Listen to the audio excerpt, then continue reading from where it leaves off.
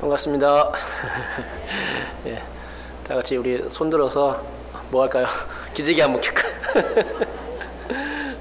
기저귀를 쭉 켜세요. 피곤하니까.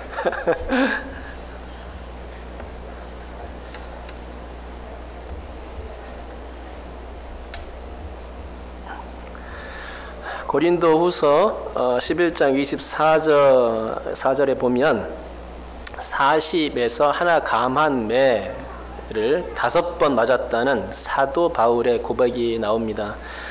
40에서 하나 감한 매를 맞는다는 것도 매우 힘든 일인데 바울은 이 매를 5번이나 맞았다는 것입니다. 그러니 이 매를 맞을 때 얼마나 아프고 또 힘이 들었을까라는 생각을 한번 해보게 됩니다. 상당히 고통스러웠을 것 같다는 생각이 들죠. 우리나라에서도 옛날에 곤장을 때리는 형벌이 있었죠. 그 형벌이 두 가지로 구분되는데 태형과 장형입니다.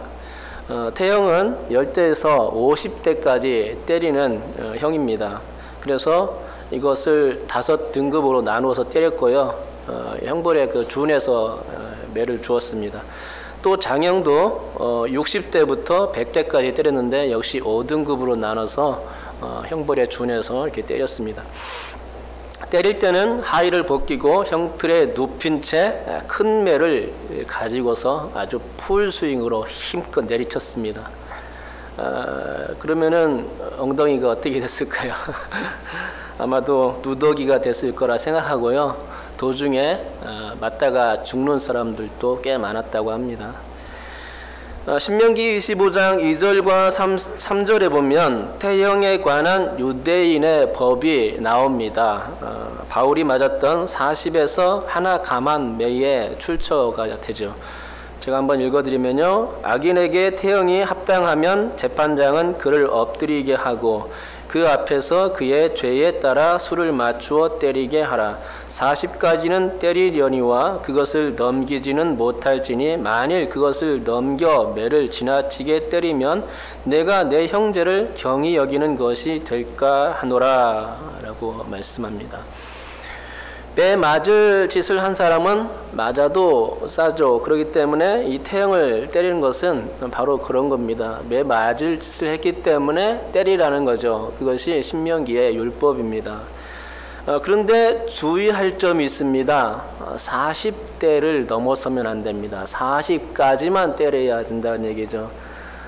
이유는 형제를 경히 여기는 이유가 될 수 있기 때문에 그렇다는 것입니다. 하나님이 그렇게 정한 것이죠. 하나님은 악인들을 벌하시는 그런 과정 가운데서도 죄인들을 형벌 주는 그런 과정 가운데서도 사람들을 여전히 생각하셨던 것입니다. 그래서 40을 넘기지는 말아라 라고 했던 것이죠. 그건 사람의 생명을 아끼시는 하나님의 성품이요 그건 사람을 사랑하시는 하나님의 은혜였던 것입니다. 그런데 신명기의 법은 40까지만 때리라고 했죠. 이 말은 40까지는 때릴 수 있어도 40에서 하나라도 더 때리면 안 된다는 법칙이죠. 그러기에 유대인들은 때릴 때에 숫자를 또박또박 크게 세웠습니다. 과거 우리나라의 태형에서도 마찬가지였죠. 가끔 사극이나 이런 데서 보면은 태형을 하지 않습니까? 그때 어떻게 합니까? 옆에서 숫자 세는 사람이 있지 않습니까? 하나요, 둘이요 이렇게 하지 않습니까? 그죠?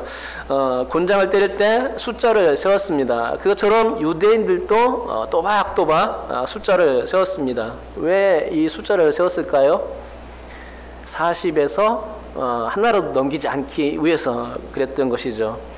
40대를 넘으면은 율법이 어기는 거기 때문에 그래서 40까지만 때리려고 그래서 숫자를 세웠던 것입니다. 그러다 보니까 등장한 것이 40에서 하나 감한 매가 등장하게 되었습니다. 혹시라도 잘못 때려서 40을 넘길까 봐서 40까지도 못 때리고 하나를 감해서 39대까지 태형을 했다는 것이죠. 유대인들은 태형을 실행할 때에 가죽으로 만든 채찍으로 내리쳤는데요. 상의를 탈의시킨 후에 신체 상부에 맨살을 채찍질했습니다. 죄수를 무릎 꿇게 한 후에 줄 달린 채찍으로 가슴과 등을 쳐댔습니다. 어떻게 때렸냐면은 가슴을 한 번 칠 때마다 등을 2번 치는 식으로 이렇게 때렸다고 합니다. 맨살을 때리니 얼마나 아팠겠습니까? 가죽이 여간 아픕니까? 가죽 채찍이 상당히 아팠을 것입니다. 그런데 39대 맞는 동안 그것을 다 참아내야 하는 겁니다. 혹시나 이거는 뭐 죽음까지는 아닐 것 같은데 죽음까지는 아니어도 도중에 아마 실신하는 사람들도 꽤 많았을 것이라고 생각합니다. 그런데 바울은 이런 매를 5번이나 맞았다고 하는 거죠. 그 이유는 무엇일까요? 그것은 다름 아니라 그 바울이 예수님에 미친 사람 아닙니까? 그렇죠? 결국은 매를 맞은 이유가 예수를 전파했기 때문입니다. 바울이 맞은 태형의 제목은 바로 그러니까 예수 이름을 세상에 전파한 거 오직 그거 한 개뿐이었던 것입니다. 복음 전도의 사명 때문에 땅끝까지 복음을 전파하기 위해서 애쓰다가 그렇게 곤혹스런 태형을 무려 5번이나 맞았다는 것입니다.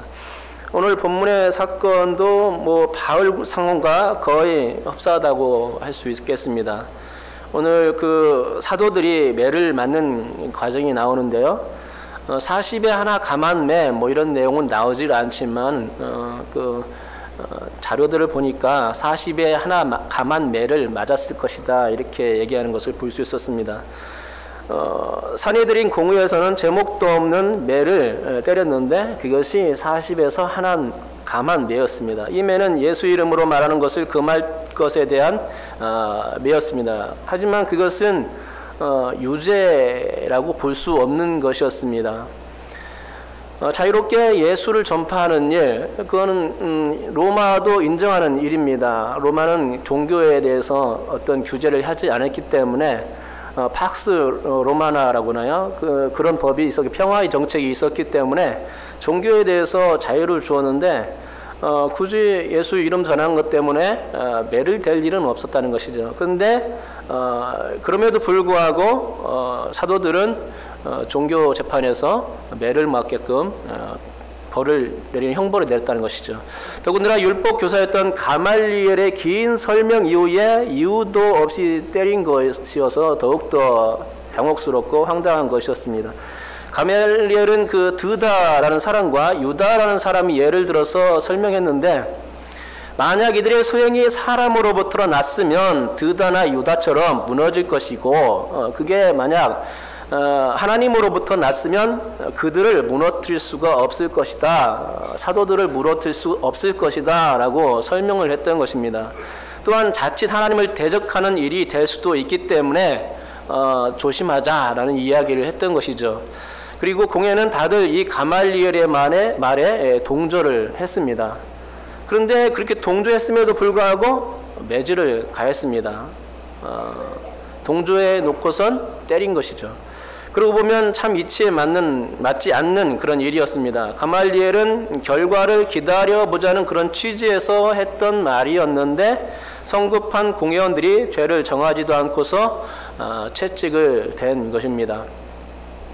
형벌을 가하려면 어떤 제목이 분명해야 합니다. 어떤 결과가 도출된 후에나 그 형벌을 내릴 수가 있는 것이죠.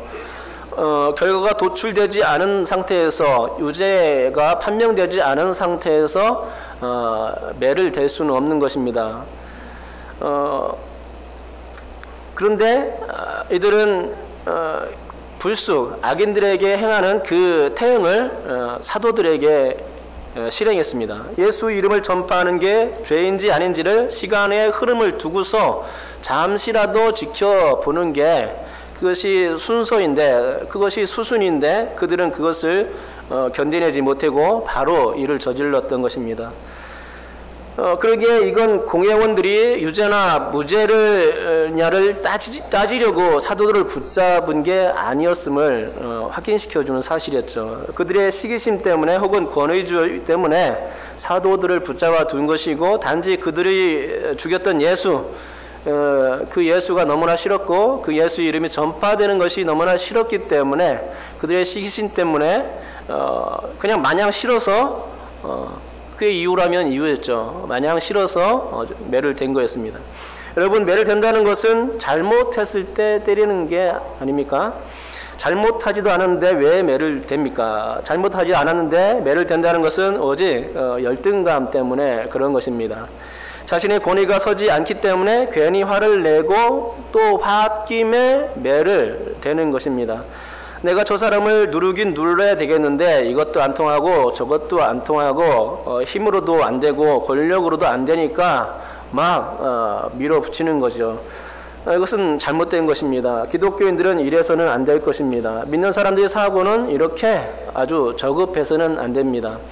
분명 사리 판단이 있어야 하고 뱀같이 지혜로운 판단을 해야 합니다. 과연 내가 화낼 만한 이유가 있는가 잠시라도 돌이켜보면서 생각할 수 있는 여유를 가지고 정리를 하는 그런 시간들이 필요하다는 것입니다. 잠시 돌이키면서 사건의 그런 추이를 살펴보고 속단이 아닌 신중하고도 정당한 그런 판단을 내려야 하는 것입니다. 내가 갑의 입장이니까 힘이 약한 어른 꼼짝 못하겠지, 아마 말도 못할 거야 라면서 힘에 의한 강압적 방법 혹은 얕은 수를 써서는 절대로 안 된다는 것입니다. 이런 강압적 방법, 얕은 수는 결국 태형을 언급하면서 사람을 경히 여기지 말라는 하나님의 뜻과 어긋난 행동이 되는 것입니다. 이렇듯 하나님의 뜻을 여기는 것은 하나님을 정면으로 대적하는 것과 같은 것입니다. 맞습니다. 공회원들은 지금 사도들을 핍박하는 것이고 하나님을 대적하고 있는 행위였습니다. 그들 스스로가 이 일이 하나님을 대적하는 일임을 알지 못하고서 태형을 자행했던 것이죠. 그런데 신기한 일은 이 태형을 당한 사도들의 반응입니다. 사도들이 반응이 어땠을까요? 우리 다 같이 41절을 함께 읽어보도록 하겠습니다. 41절입니다. 읽겠습니다. 시작. 사도들은 그 이름을 위하여 능욕받는 일에 합당한 자로 여기심을 기뻐하면서 공회 앞을 떠나니라. 아멘. 이 41절에서 어떻게 얘기가 나옵니까? 사도들이 기뻐했다라고 말합니다. 어떻게 기뻐할 수 있을까요? 40에서 하나 감한 매 39대를 풀스윙으로 때렸겠죠. 근데 어떻게 그 매를 맞으면서 모든 아픔을 참아가면서 그런 가운데서 기쁜 그 웃음을 웃을 수 있을까요? 저 같으면 입이 삐쭉 나오면서 투덜대고 원망했을 것 같습니다. 근데 사도들은 그렇지 않았다는 것입니다. 그들은 한마디로 성자였고 천사들이었습니다. 어찌 매를 맞는 와중에서도 그렇게 기뻐할 수 있는지, 능욕을 받으면서도 그렇게 원망의 소리를 내지 않았는지 그것이 참으로 신기할 뿐입니다. 여러분, 사도들은 오히려 능욕받는 일에 합당한 자로 여겼다는 것을 오늘 말씀을 통해서 알 수 있습니다. 사도들에겐 예수의 이름을 위하여 능욕받는 일이라면 40에서 하나 감한 매를 100번 맞아도 그게 기쁜 일이었다는 것입니다. 그런데 여러분은 이게 과연 이해가 가십니까? 아니, 매 맞으면서 기뻐하는 것이 그게 정상인가? 혹시 좀 머리가 돈 게 아닌가? 어찌 매 맞으면서 기뻐할 수 있는가? 심장이 약한 저는 잘 이해가 안 됩니다. 매를 맞으면 당연히 인상이 써지고 근육들이 경련 일으키고 또 피멍도 들고 또 살갗이 찢어지기도 하며 거기서 피가 튀기도 할 것입니다. 아주 안 좋은 상황이 벌어지는 것이죠. 어떨 때는 실신도 하고 잘못하면 죽을 수도 있겠죠. 그런데 그런 상황 가운데서 흥분을 자제하고 화를 내지 아니하고 기쁨의 미소를 지을 수 있었다는 것입니다. 혹시 저는 못할 것 같은데 여러분은 그런 상황 가운데서 기뻐할 수 있겠습니까? 예. 끔찍스럽죠? 예. 그렇습니다. 지금 당장은 우리의 머릿속으로는 계산이 안 될 것입니다. 내가 과연 복음 전파의 현장에서 고난을 당할 때 사도들과 같은 용기와 그런 강심장을 가질 수 있을까? 내가 과연 고통 중에서도 천연덕스럽게 기쁨의 미소를 지어낼 수 있을까? 내가 과연 예수의 이름 때문에 능욕받는 일에 합당한 자로 여길 수 있는 것일까? 내가 과연 모진 핍박과 고문 중에서라도 신앙을 팔지 않고 끝까지 주님을 자랑하겠는가? 잘 모를 일입니다. 닥쳐보면 알겠지요. 하지만 성령께서 함께 해주신다면 이 모든 게 가능할 수 있는 일인 줄 믿습니다. 나는 견딜 수 없고 나는 당장 해낼 자신이 없지만 성령께서 함께 해주신다면 정말로 주를 위하여 당하는 고난이 기쁨이 될 것이요 또 합당한 것임을 나의 입술로 나의 행동으로서 고백하게 될 줄 믿습니다. 여러분 한번 따라해 보시기 바랍니다. 예수 이름을 위하여 능욕받자. 말은 했지만 좀 쉽진 않죠. 예수 이름을 위하여 라는 이 말은 전도한다는 얘기이고 선교한다는 얘기입니다. 예수님의 이름을 전파하는 전도사가 되고 선교사가 되어 능욕받는 이 일은 합당하다는 말씀입니다. 하지만 예수 이름을 전파하는 일, 곧 전도나 선교 일을 하지 않으면 능욕받는 일이 있을까요? 능욕받는 일이 없을 것입니다. 오직 예수 이름 때문에 능욕받는 일이 생깁니다. 전도의 일, 선교의 일 때문에 내가 해를 당하는 일이 생기는 것입니다. 전도하지 않는 사람이 핍박을 받고 선교하지 않는 사람이 혹시 능욕받는 일을 보신 적이 있으십니까? 그런 사람들은 사람을 죽이는 상황 가운데서 또 살아날 수 있는 사람입니다. 왜냐하면은 능욕받으려고 하지 않기 때문에 예수를 배반하기 때문에 살려주는 것이죠. 하지만 예수를 끝까지 믿고 배반하지 아니하고 전하려고 하는 사람에게는 어떻게 됩니까? 능욕이 따르고 심하면 순교에까지 이를 수가 있게 되는 것이죠.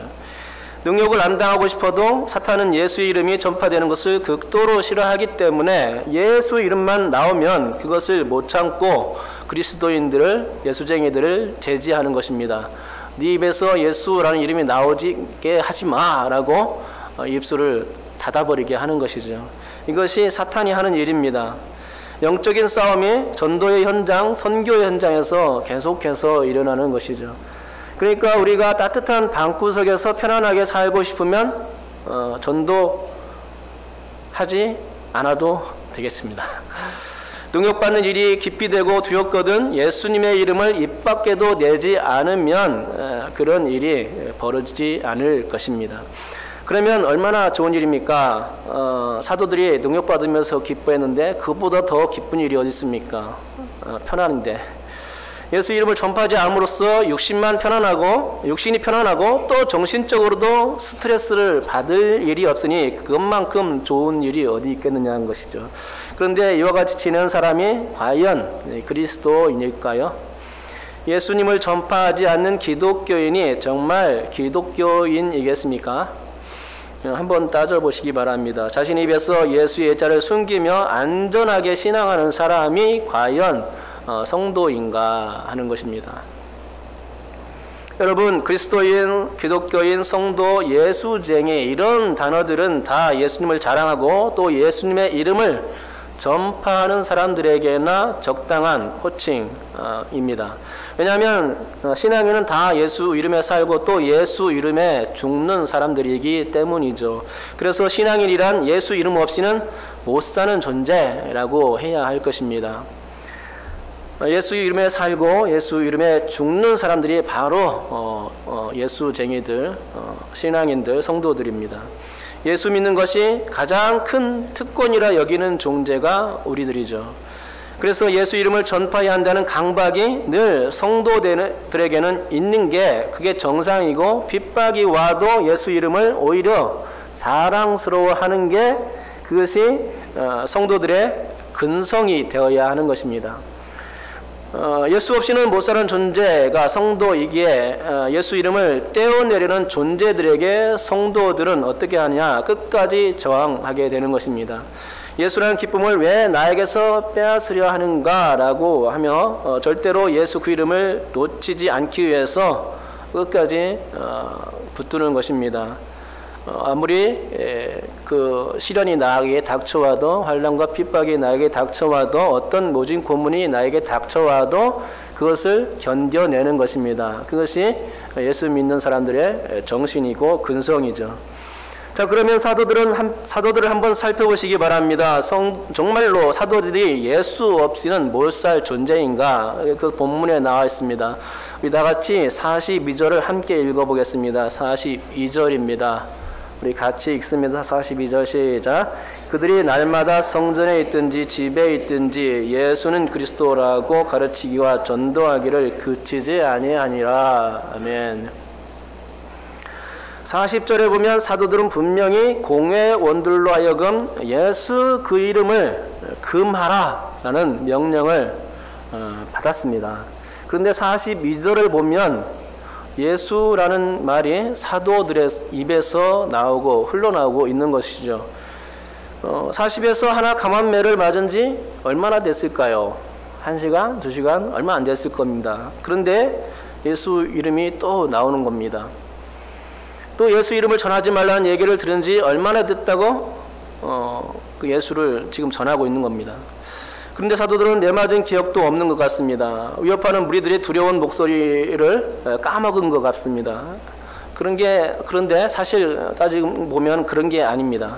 예수 이름을 되뇌는 건 사도들에게 아주 당연한 일이었기 때문에 또 부를 수밖에 없었다는 것이죠. 예수 이름을 그들의 입에서 제거하는 것은 마치 그들의 목숨을 빼앗는 것과 같았기 때문에 그들은 매도 맞고 또 예수 이름을 전파하지 말라는 그런 명령을 어기고 그 반대로 행동하고 하게 된 것이죠. 예수 이름을 끝까지 전파하고 있는 모습을 보게 되는 것입니다. 목숨이 설사 빼앗길지라도 그들은 담대하게 끝까지 예수를 전했던 것입니다. 오늘 42절 말씀처럼 그들은 날마다 성전에 있든지 집에 있든지 예수는 그리스도라고 가르치기와 전도하기를 그치지 않았다는 것이죠. 사도들이 어떤 사람들이었음을 바로 이 41절 말씀이 보여주는 것입니다. 사도들이 얼마나 예수를 사랑했는지 이 42절 말씀이 보여주는 것입니다. 그래서 예수라는 이름은 두려움보다 더 큰 존재였습니다. 분명 예수라는 그 이름의 존귀함을 한번 경험한 사람들은 다 사도들과 같이 될 것입니다. 두려움이 와도 그 두려움을 예수 이름으로 막아내는 것입니다. 그것은 예수라는 이름에 더 큰 위엄이 있기 때문이죠. 예수라는 이름은 두려움을 신뢰하는 것보다 더 할 만한 그런 가치가 있는 이름입니다. 예수라는 이름을 앞세우는 것이 사람들의 말을 듣는 것보다 훨씬 더 현명한 일입니다. 훨씬 몇백 배, 몇천 배, 몇만 배 더 현명한 일이죠.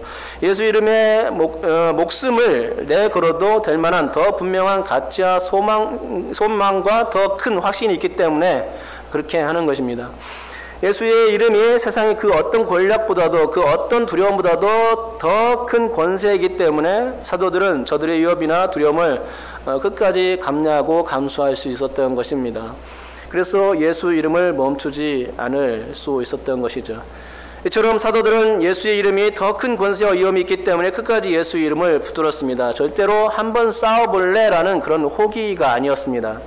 절대로 육신적인 싸움으로 치고받고 싸우자라고 덤벼드는 무모한 행동 그런 것이 아니었습니다.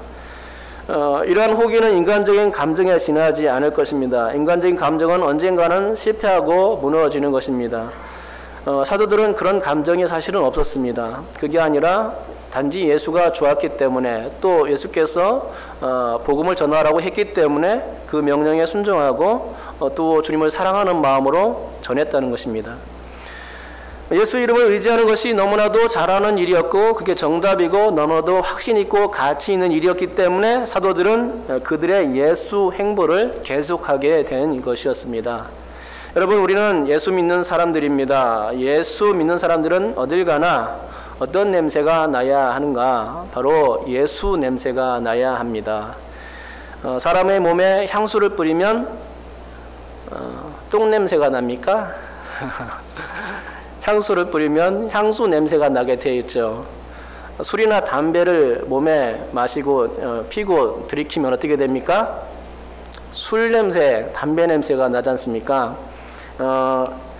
담배를 피워보지 않은 사람은 금방 알 수 있습니다. 술을 마시지 않은 사람은 또 금방 알 수 있습니다. 옆에 지나가기만 해도 냄새가 막 확 풍겨옵니다.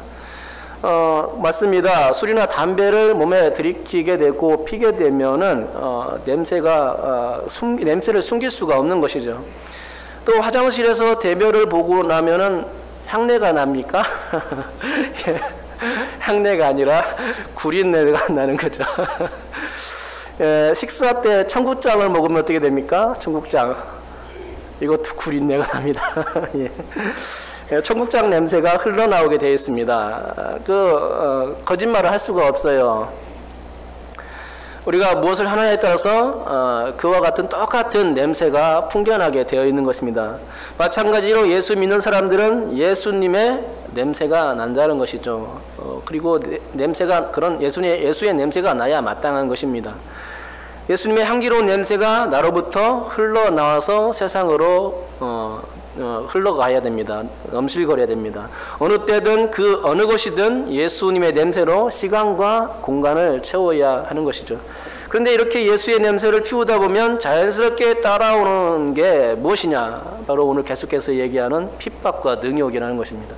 나는 지금까지 욕 얻어먹을 일 하지 않고 살아왔다고 자부할 수 있는데 예수 이름 때문에 핍박을 받을 때가 있다는 것이죠. 나는 정말 법 없이도 잘 살아왔다고 자부할 수 있는데 예수 이름의 향기 때문에 능욕을 받을 때가 있다는 것입니다. 예수님께서 말씀하신 내용이 그겁니다. 마가복음 13장 9절의 말씀인데 한번 제가 읽어드리겠습니다. 너희는 스스로 조심하라. 사람들이 너희를 공회에 넘겨주겠고 너희를 회당에서 매질하겠으며 나로 말미암아 너희가 권력자들과 임금들 앞에 서리니 이는 그들에게 증거가 되게 하려 함이라. 아멘. 주님 말씀에 의하면 예수 이름 때문에 공회에 넘겨지고 예수 이름 때문에 거기서 매질을 당하게 될 거라는 사실입니다. 예수님의 말씀에 의하면 권력자들과 임금들 앞에 서야 할 때가 있다고 하신 것입니다. 그러니까 주님의 말씀에 의하면 예수 믿으면 항상 평안하고 안락하지는 않다는 것입니다. 주님은 요한복음 14장 27절에서 이렇게 말씀하셨죠. 평안을 너에게 끼치노니 곧 나의 평안을 너에게 주노라. 내가 너에게 주는 것은 세상에 주는 것과 같지 아니하니라. 너희는 마음에 근심하지도 말고 두려워하지도 말라. 라고 하셨는데 정반대의 일이 벌어지는 것입니다. 주님께서 평안을 주신다고 하셨는데 그렇게 마음에 근심도 말고 두려워하지 말라고 이렇게 하셨는데 현실은 두려움이고 또 현실은 마음의 근심입니다. 아닌 밤중에 홍두깨처럼 예수 믿게 되니 매질을 당합니다. 거기에는 아무런 이유가 없습니다. 단지 예수 믿기 때문이고 또 예수님을 사랑하기 때문에 그런 것이죠. 여러분, 지금 우리는 평화의 시국에 살고 있습니다. 전쟁도 없고 기금도 없는 그런 너무나 좋은 시대에 살고 있고 우리나라가 특별히 그런 상황입니다. 전쟁 얘기가 뭐 있긴 하지만은 우리는 태평하지 않습니까? 국내에서는 태평합니다. 종교적인 박해를 받고 있지도 않습니다. 시대를 잘 타고 태어나서 너무나 좋은 시대에 너무나도 평안한 나라에서 잘 살고 있습니다. 모든 게 넉넉하고 모든 게 흡족합니다. 그러기에 핍박이라는 것이 어떤 것인지를 잘 모르고 능욕이라는 것이 어떤 것인지 좀채로 실감나지를 않는 시대에 살고 있습니다. 그러나 조금만 눈을 밖으로 돌리게 되면 우리는 금방 실감할 수 있습니다. 우리가 총불을 겨누고 있는 저 북한 땅은 벌써 몇십 년째 종교 박해국 1위를 달리고 있습니다. 이슬람 지역에서는 극렬 이슬람주의자들이 기독교인들을 박해하거나 사정없이 죽입니다. 신앙을 부인하지 않으면 그 자리에서 즉결 처분하는 것이죠. 사단의 역사가 아직도 끝나지 않은 상황인 것입니다. 온전한 평화의 시대가 아직은 도래하지 않았음을 알 수 있습니다. 우리나라의 상황이 평화해서 그렇지 우리가 지구상에 사는 동안은 사탄의 역사가 끊임없고 믿는 자들을 계속해서 괴롭힐 것이 분명합니다. 이제 한 가지만 더 살펴보고 마치겠습니다. 가말리엘이 했던 말을 다시 한번 살펴보겠습니다. 가말리엘의 요점은 사도들이 믿는 예수교가 망하나 망하지 않나 두고 보자라는 것이었죠. 그의 말대로라면 스스로 무너지면 그건 진짜를 가장한 가짜라는 것이고 무너지지 않고 굳건하게 세워지면 가짜인 것처럼 보여도 그게 진짜일 수밖에 없다는 얘기였습니다. 그런데 기독교가 어떻게 되었습니까? 역사적으로 수많은 박해의 소용돌이 속에서도 살아남은 게 바로 기독교였습니다. 여전히 기독교는 건재합니다. 그러기에 39절 말씀과 같이 기독교가 하나님께로부터 나왔음이 증명된 것이라고 생각할 수 있겠지요. 우리가 믿는 예수교가 헛된 종교가 아니구나라는 것을 볼 수 있습니다. 역사적으로 보면 수많은 종교가 생성되고 또 소멸을 반복해 왔습니다. 그런데 그러면서 여전히 살아남은 종교들이 몇 있습니다. 그 중에 하나가 바로 기독교입니다. 물론 오래 살아남았다고 해서 그것이 꼭 진짜 종교라고 말할 수 있는 근거는 없습니다. 근데 기독교가 진짜 종교인 것을 알 수 있는 게 한 가지 있다고 생각합니다. 그게 무엇인지 아십니까? 기독교가 매우 편협하다는 것이죠. 그게 근거라고 생각합니다. 즉 기독교가 타협하지 않는 종교라는 말입니다. 최근 천주교를 중심으로 해서 이슬람교, 불교, 힌두교 등 여러 종교들이 종교 통합이라는 미명하에 종교를 통합하고 있는 중이죠. 종교 다원주의가 그것인데 종교 다원주의란 비록 다양한 종교가 많지만 그런 종교들의 결국은 일치된다는 것입니다. 예를 들어 산의 정상에 오르는 방법이 여러 가지이듯이 여러 길을 통해서 올라갈 때에 서로 다른 것처럼 보여도 결국 정상에서는 함께 만난다는 것이 종교 통합의 원리입니다. 불교든 천주교든 어떤 종교든 간에 믿는 방법은 다르지만은 결국 올라가면은 정상에서 만나고 하나가 될 수 있다는 것이죠. 그것이 바로 모든 종교는 통합될 수 있다고 보는 이유입니다. 그런데 정말 그렇겠습니까? 아닙니다. 이런 종교 통합주의는 기독교인들이 참여하기도 했지만 그건 정신 나간 사람들의 일이고 사실 기독교는 이에 절대 타협하지 않습니다. 기독교는 오직 예수로만 구원받을 수 있다고 보기 때문에 외로운 길을 걷고 있는 것입니다. 타협하지 않는다는 것은 왜 그러냐? 절대적이기 때문입니다. 절대 진리이기 때문에 타협하지 않는 것입니다. 변하지 않는 것을 어떻게 변하는 것과 같은 위치에 놓을 수 있을까요? 없습니다. 진리는 변할 수 없습니다. 진리는 하나일 수밖에 없고 하나인 진리를 어떻게 다양하게 분리해낼 수 있을까요? 없습니다. 그래서 진리를 수호하는 기독교는 종교다원주의에 낄 수 없는 것입니다. 종교 통합주의에 낄 이유가 없습니다. 너무나 확실한 진리를 소유했기 때문에 그 진리는 절대 양보가 될 수 없습니다. 그리고 그 중심에 누가 있습니까? 바로 예수 그리스도가 있습니다. 예수의 이름이 기독교의 중심입니다. 예수가 빠지면 기독교는 무너지고 맙니다. 하지만 주님께서 교회를 붙들고 계시기에 이때껏 무너지지 않았고 또 주님이 오실 그날까지도 교회는 여전히 건재할 것입니다. 주님께서 교회를 붙드시고 계시기 때문입니다. 그러므로 여러분, 우리가 믿는 예수님이 참 구주되심을 확신하고 흔들리지 말기를 바랍니다. 아무리 사단이 우리를 흔들어 놓는다고 하여도 예수님을 믿는 믿음에서 결코 후퇴하지 말기를 바랍니다. 사탄이 사람들을 통하여 우리를 혹시 능욕한다 하여도 그것을 인하여서 겁내지 말기를 바랍니다. 왜냐하면 능욕의 순간은 잠시지만 우리에게는 영원한 평안이 기다릴 것이기 때문입니다. 요한복음에서 말씀한 대로 세상에 줄 수 없는 평안이 우리를 기다리고 있습니다. 세상에서 교회 다니는 것 때문에 혹시 쓴소리를 듣는다고 해도 그것 때문에 주눅드는 삶이 되지 않기를 바랍니다. 우리가 잘못한 일을 하는 게 아니기 때문입니다. 우리는 너무나도 당연한 믿음 가운데 서 있고 그것은 우리들에게, 기독교인들에게 지극히 정상적인 일이라는 것입니다. 정상이 아닌 것은 오히려 예수를 믿는다고 핀잔을 주는 그런 세상입니다. 너무나 분명한 구주 예수를 믿지 않고 믿는 자들을 핍박하는 세상 사람들이 정상이 아닙니다. 진리를 정상이 아니라고 말하는 것은 잘못된 것이죠. 그렇습니다. 우리가 두려워할 것은 40에서 하나 감한 매가 아닙니다. 그게 아니라 우리에게서 예수를 빼앗기는 게, 그게 진짜 두려운 것입니다. 예수를 빼앗기게 되면 어떻게 되는지 우리는 뻔히 알고 있지 않습니까? 여러분, 다른 것은 다 빼앗겨도 상관없습니다. 심지어 우리의 목숨까지도 빼앗겨도 상관없습니다. 하지만 여러분께서 예수 이름만은 빼앗기지 말기를 바랍니다. 그것이 만구의 진리이고 세상에서 가장 축복된 일입니다. 그러므로 여러분께서 오직 예수 안에서 모든 두려움을 물리칠 수 있고, 또 오직 예수 안에서 힘을 얻고, 오직 예수 안에서만 기뻐할 수 있고, 또 오직 예수를 빼앗기지 않을 굳건한 믿음 위에 설 수 있기를 주님의 이름으로 축복합니다. 기도하겠습니다. 하나님 아버지, 감사합니다. 오늘 사도들이 예수를 전하는 일 때문에 예수님이 너무 좋아서 입술을 조금 사용했는데, 그것 때문에 하나님 아버지 핍박을 당하고 또 종교 재판에 서고 또 몇 가지 맞았습니다. 가말리엘이 중간에 중재했음에도 불구하고 종교 지도자들은 열등감에 하나님 아버지 뭐 캥기는 것이 있는지 모르겠지만 하나님 아버지 사도들을 때렸습니다. 하나님 아버지, 그러나 사도들의 반응은 참 의외였습니다. 하나님 아버지, 사도들의 반응은 오히려 기뻐했다는 것이죠. 능력받는 일, 주님을 인하여서 능력받는 일, 그것을 매우 기뻐했다는 것입니다. 하나님, 왜 그랬습니까? 그게 당연했기 때문입니다.